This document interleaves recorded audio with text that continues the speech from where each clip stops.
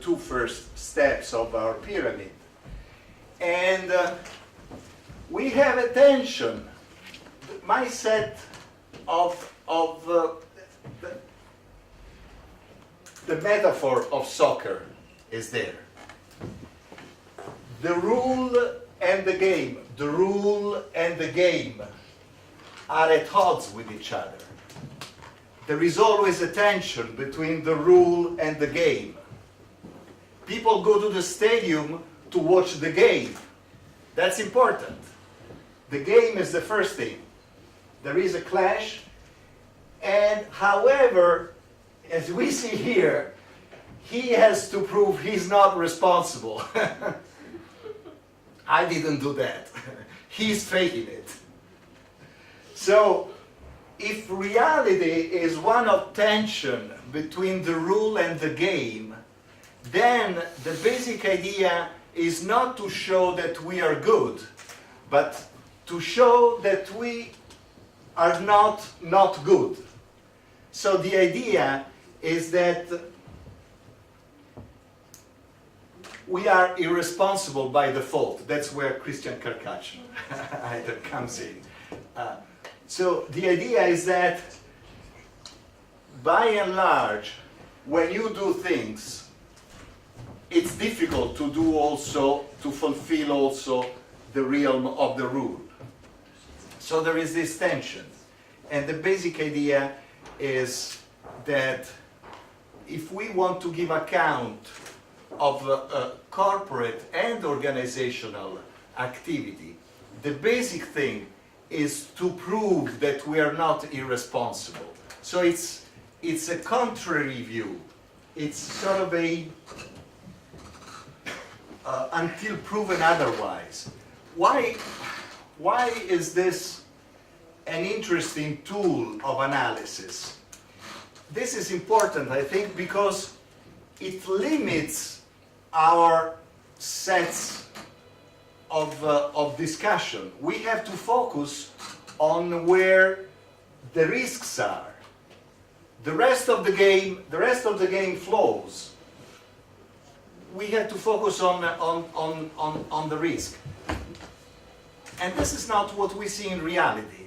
We see CSR reports of 186 pages where people tell us everything good that they do. We tell everything good that we did when we ourselves give CSR reports or explain our CSR. If we, in everyday life, everybody does a lot of things. So if we focus on explaining or telling the story of everything that we did, we run the risk of anesthetizing ourselves. We have to focus on those few critical things. That's one outcome. The other outcome is that we have to work on responsibility within the core business. We have overcome the idea that we are talking about 3 or 4 different domains. One is management, one is the law, one is being ethical. We are always talking about the same thing. We have to see different aspects of the same thing.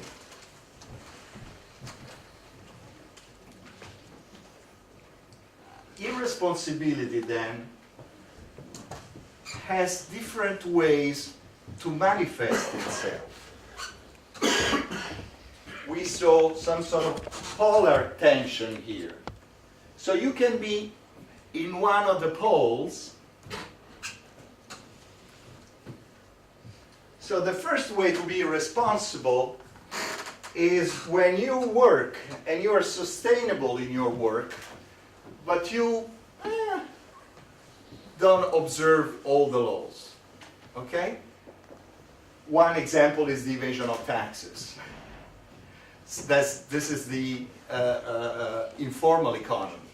Very productive, very thrifty, borderline, very practical, borderline with law.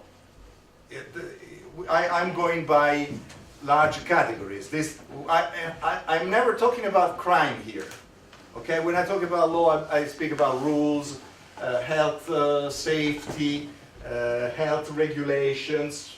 How old are these chips here? We don't know. When were they fried? 15 days ago, maybe?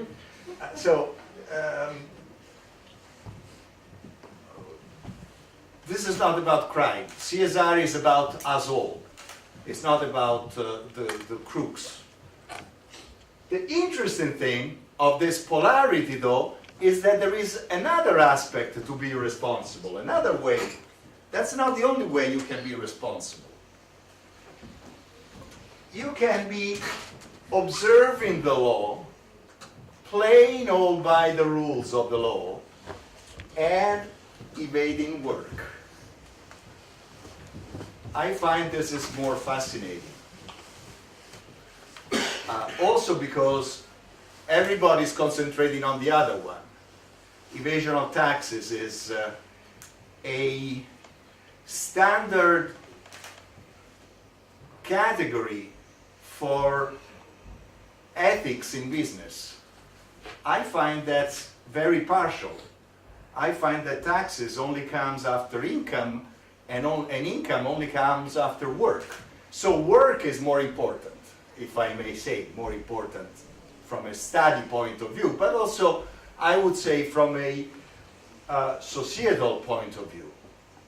And in fact, if we assume the economic and the development point of view, we ask ourselves, what is it that drives our irresponsibility between the two poles of work and law?